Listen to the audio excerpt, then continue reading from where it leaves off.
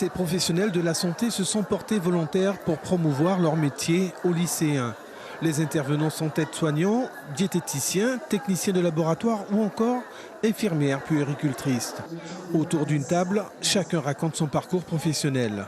Et certains sont atypiques. C'était important d'abord qu'ils savent que c'était une infirmière puéricultrice parce qu'on est souvent comparé aux auxiliaires de puériculture alors que c'est deux professions très différentes, mais nous travaillons en collaboration.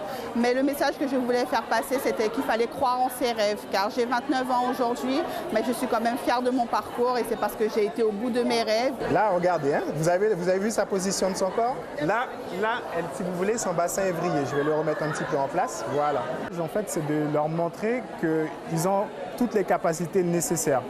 Tous les métiers que vous allez faire, notamment dans le paramédical, c'est surtout de l'observation et aussi de la technique par rapport au métier que vous avez à apprendre, mais qu'ils ont la capacité pour pouvoir le faire. Les intervenants valorisent leur métier devant des élèves très attentifs.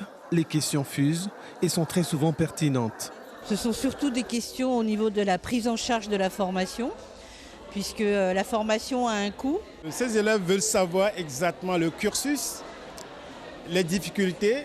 La durée de la formation, aide-soignante et auxiliaire de puériculture, le coût de la formation. Les lycéens découvrent aussi par ces échanges très fructueux l'évolution des métiers au fil des ans. Ce forum métier il est intéressant parce que ici en Guyane, déjà on manque de médecins et de participer à ce forum, pour moi c'est exceptionnel. Pour moi c'est la radiographie, c'est vraiment très spécifique et chimique. Disons dans la physique, il faut savoir comment traiter un patient.